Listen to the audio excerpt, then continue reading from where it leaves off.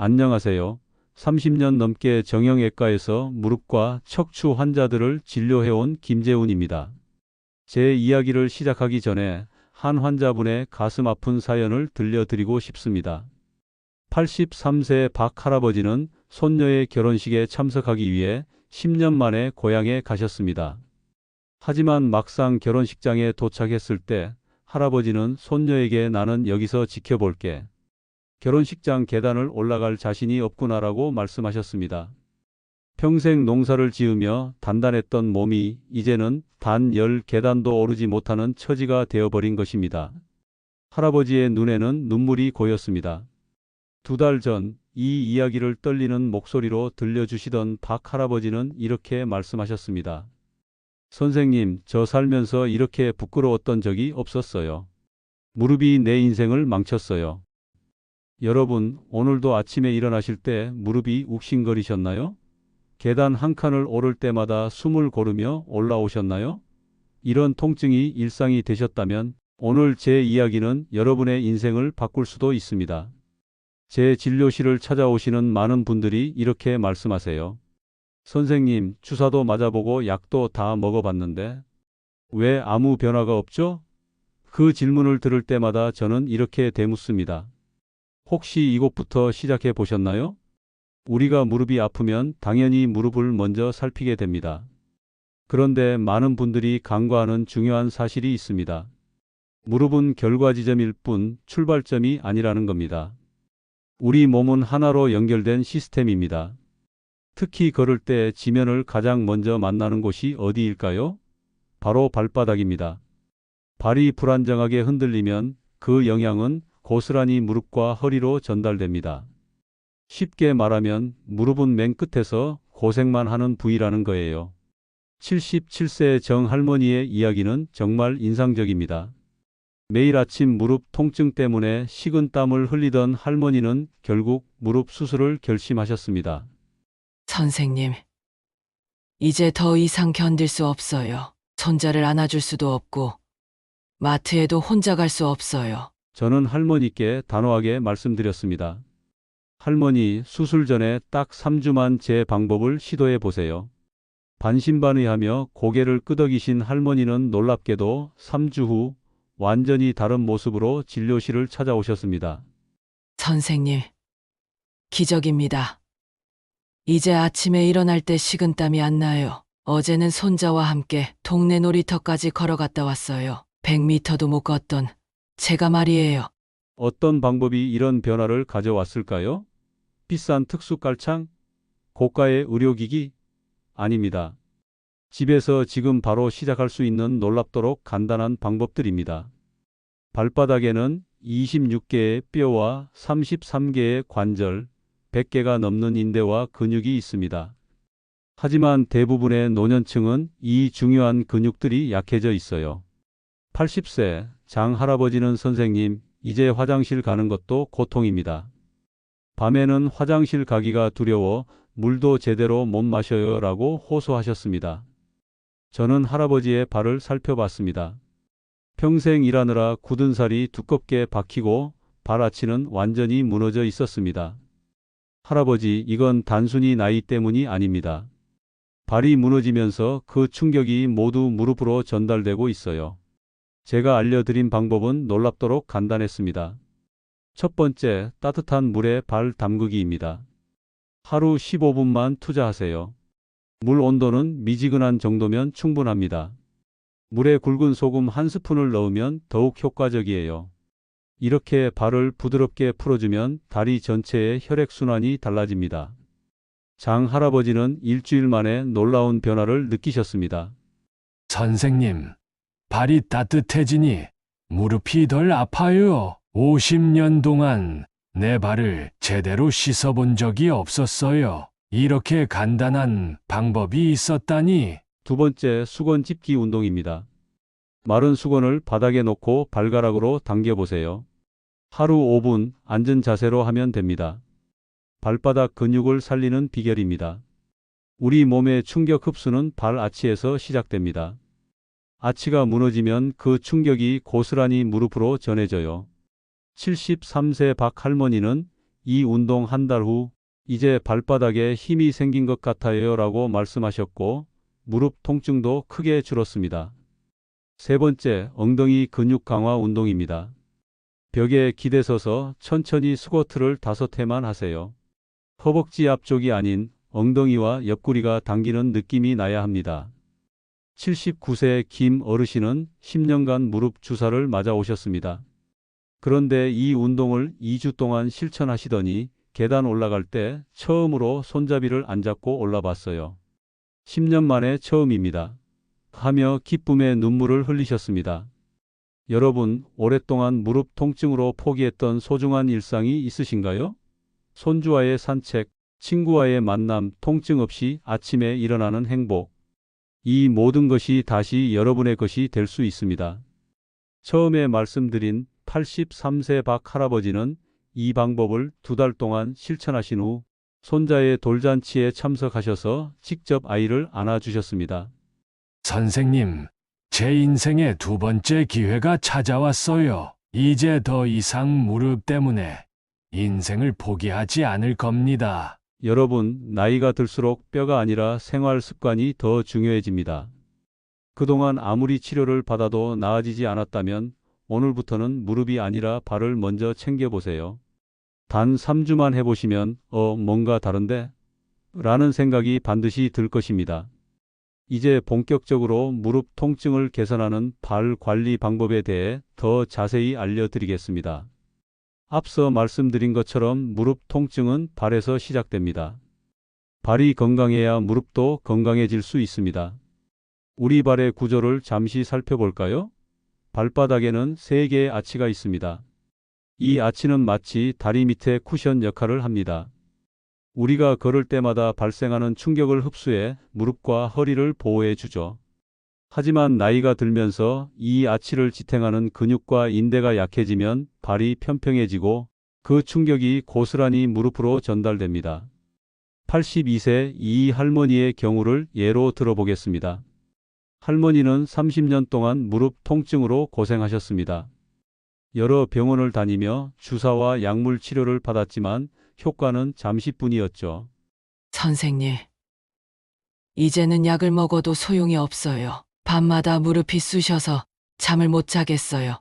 저는 할머니의 발을 살펴봤습니다. 예상대로 발 아치가 완전히 무너져 있었고 발바닥 근육은 단단하게 굳어 있었습니다. 발가락은 오랜 시간 좁은 신발을 신어 변형되어 있었죠.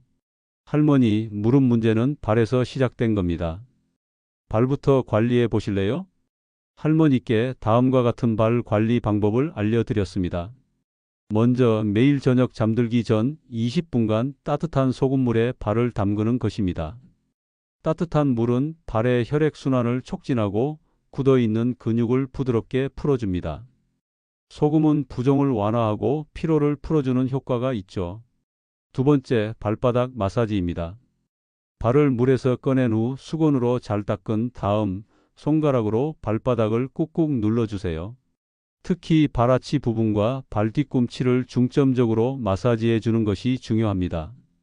손가락으로 누르기 힘드시다면 테니스공이나 골프공을 이용해 발바닥을 굴려주셔도 됩니다. 3번째, 발가락 운동입니다. 앞서 말씀드린 수건 짚기 운동은 발가락 근육을 강화하는 데 효과적입니다. 바닥에 수건을 깔고 발가락으로 수건을 집어 당겨 보세요. 처음에는 어려울 수 있지만 꾸준히 하시면 발가락에 힘이 생기고 발 아치도 서서히 회복됩니다. 4번째, 올바른 신발 선택입니다. 많은 노년층이 편안하다는 이유로 쿠션이 너무 많은 신발이나 완전히 평평한 슬리퍼를 선호하시는데 이는 오히려 발 근육을 더 약화시킬 수 있습니다. 적당한 아치 지지대가 있는 신발을 선택하는 것이 중요합니다. 이 할머니는 처음에는 반신반의하셨지만 한 달 동안 꾸준히 이 방법을 실천하셨습니다. 그 결과 놀라운 변화가 찾아왔습니다. 선생님, 믿기지 않아요. 30년 만에 처음으로 아침에 일어났을 때 무릎이 덜 아파요. 요즘은 잠도 훨씬 잘 자고 있어요. 발 관리와 함께 중요한 것이 바로 허벅지와 엉덩이 근육 강화입니다. 무릎은 위아래로 연결된 관절입니다. 발에서 시작된 문제는 무릎을 통과해 허벅지와 엉덩이까지 영향을 미칩니다. 반대로 허벅지와 엉덩이 근육이 약해지면 그 부담이 다시 무릎으로 전달됩니다. 77세 박 할아버지는 골프를 너무 좋아하셨지만 무릎 통증 때문에 포기하셨습니다. 선생님, 제가 평생 즐겨온 취미를 이제 못하게 된 것 같아 너무 속상해요. 할아버지의 걸음걸이를 살펴보니 무릎이 안쪽으로 휘어져 있었습니다.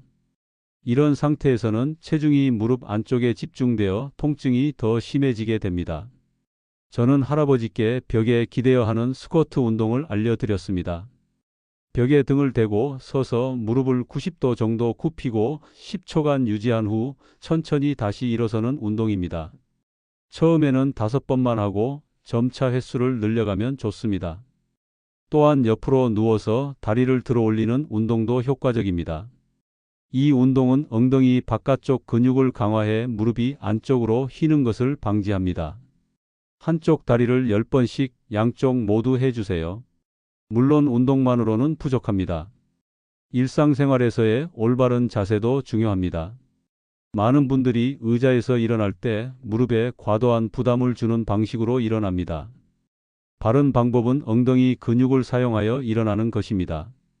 80세 최 할머니는 화장실에서 일어날 때마다 무릎이 너무 아파 화장실 가는 것조차 두려워하셨습니다. 저는 할머니께 의자에서 일어나는 올바른 방법을 알려드렸습니다. 우선 의자 끝으로 몸을 조금 이동한 다음 발을 의자 바로 아래 두고 상체를 약간 앞으로 기울인 상태에서 엉덩이 근육에 힘을 주어 일어나는 것입니다. 이 방법을 연습한 할머니는 2주 만에 화장실 갈 때 이제 덜 아파요. 그동안 잘못된 방법으로 일어나고 있었네요. 라고 말씀하셨습니다. 무릎 건강에 있어 또 하나 중요한 것이 바로 체중 관리입니다. 10kg의 체중 증가는 무릎에 40kg의 부담을 더한다는 연구 결과가 있습니다.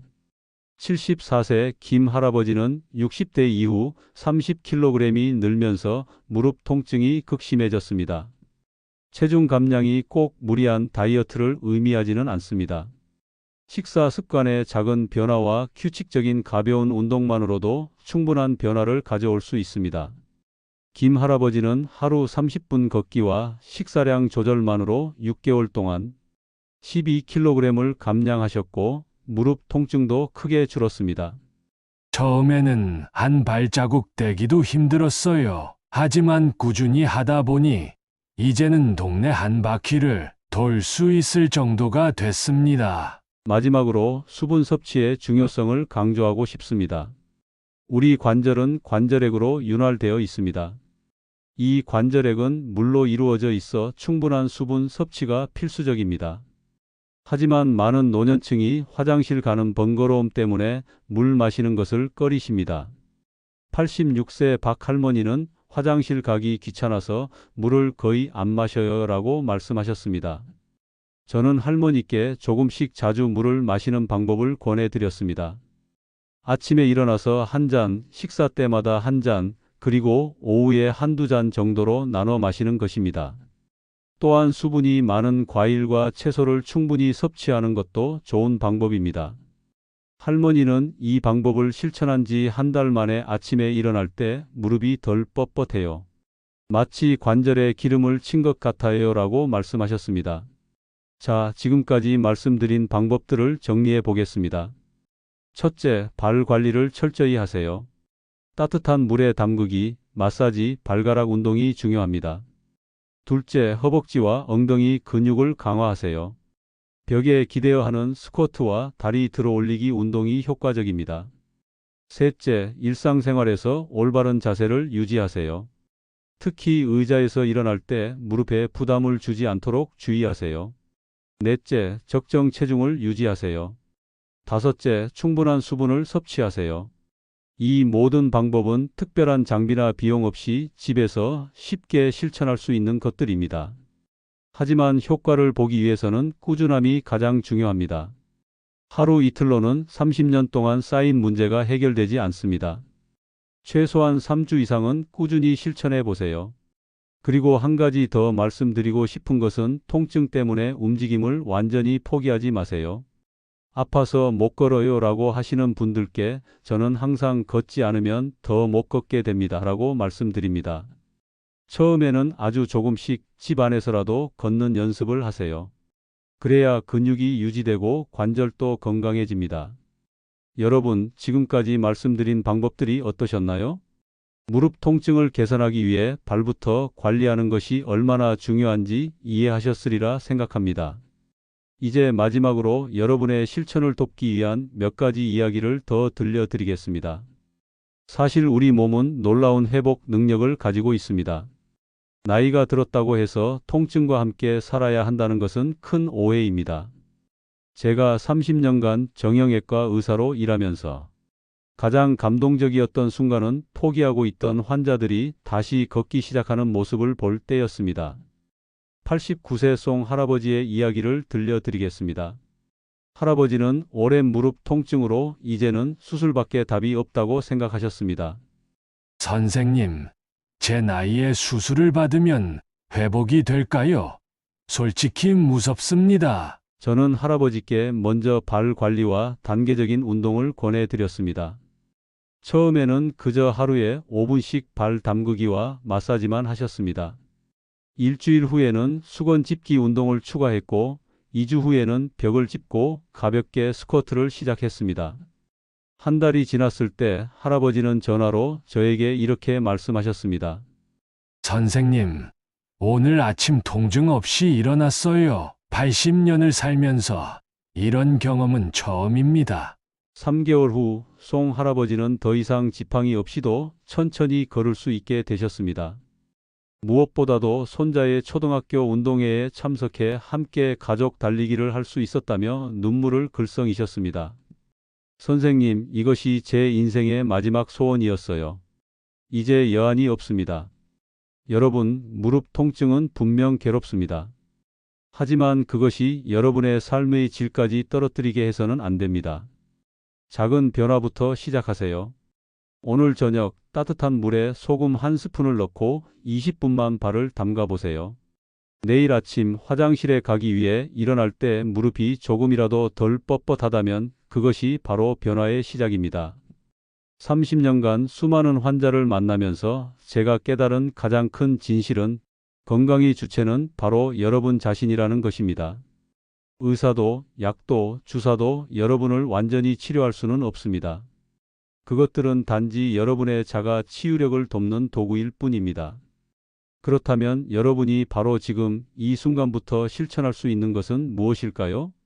첫째, 오늘부터 발 건강 노트를 시작하세요.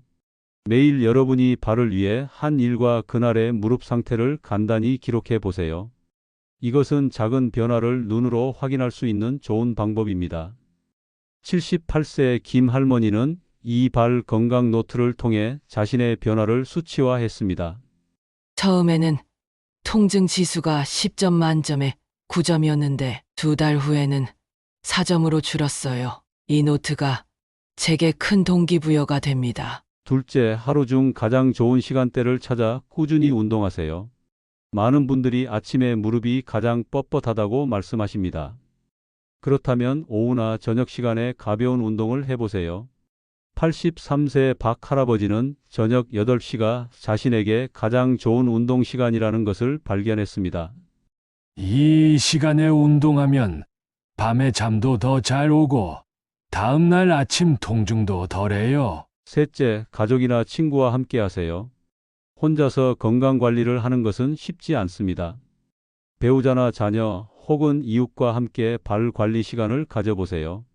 75세 이 할머니와 78세 최 할머니는 매일 저녁 전화로 서로의 발 관리 상황을 확인합니다. 서로 체크해 주니까 미루지 않게 되더라고요. 게다가 함께 변화하는 모습을 나눌 수 있어 더 즐겁습니다. 넷째, 작은 목표부터 시작하세요. 처음부터 완벽하게 하려고 하지 마세요. 하루에 5분이라도 꾸준히 하는 것이 한 번에 1시간 하고 포기하는 것보다 훨씬 효과적입니다.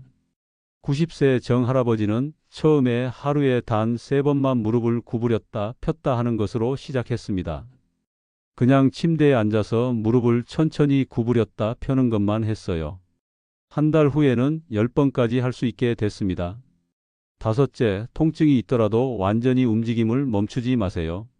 물론 무리한 운동은 피해야 하지만 적절한 움직임은 오히려 통증 완화에 도움이 됩니다. 관절액은 움직일 때 분비되어 관절을 부드럽게 해줍니다. 81세 김 할아버지는 아프다고 가만히 있으면 더 굳어요. 아프더라도 조금씩이라도 움직이는 게 좋더라고요. 라고 말씀하셨습니다. 마지막으로 인내심을 가지세요. 무릎 문제는 하루아침에 생긴 것이 아닙니다.